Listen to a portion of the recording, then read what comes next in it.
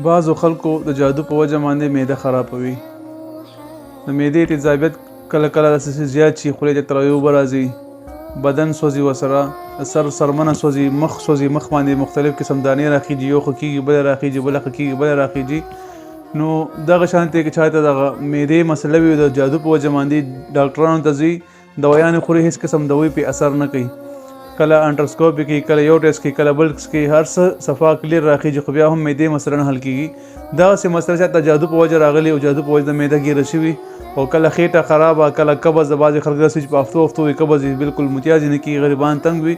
نو که بالفرض دغسې مسله وي جادو یا جادو په وجه چا خپو ته لس وځي، ورسره سر باندې ګیس جمع کېږي، سر ته خیږي یا په دې باندې درد راځي، د معدې درد راځي په دې باندې، نو دا عمل دی ضرور وکړي، انشاءالله فایده به لازمي ملاویږي او جادو ورسره هم رفع دفع کېږي، جادو هم ختمیږي ورسره. عمل دی اول به وخوټ کوي یو 4 بوتله اوبه، 4 بوتله اوبه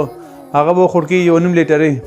او ورسره 7 لاچیان به وخوټ کوي، 7 یا 9 یا 11 چې څونه خوټ کولی شي دا به وخوټ کوي. دا چې خو خوټ کېږي وخوټ کېږي نه پس د اوبه راواله چاڼ کا، د چاڼ نه پس د اوبه باندې 21 کرته 21 بار سوره قدر انا انزلناه فی لیلة القدر وما ادراک ما لیلة القدر اخیره پورې او 21 کرته دغه ورسره ویلي سوره انشراح علم نشرح لك صدرک ووضعنا عنك وزرک. دې سره جادو هم ختمیږي، سحر هم ختمیږي، بندش هم ختمیږي او ورسره د معدې ګرمایش چې څومره ګرمایش وي هغه هم ختمیږي ورسره. دې سره دا شروع کوي، دا 4 بوتله چسکوي، 4 بوتله بیا نور خوټ کوي، دغسې 21 دن دا لګاتار اوس کې د معدې څومره ګرمایش وي، چا ازمن راځي، چا ګیس جمع کېږي، دا ټوله مسله به الله تعالی په فضل سره دا ختمه شي ورسره. دا زما ازموده عمل دی، بهترین عمل دی، مجرب عمل دی او چا خبر ټرۍ پې مه کوئ، دغه مه کوئ،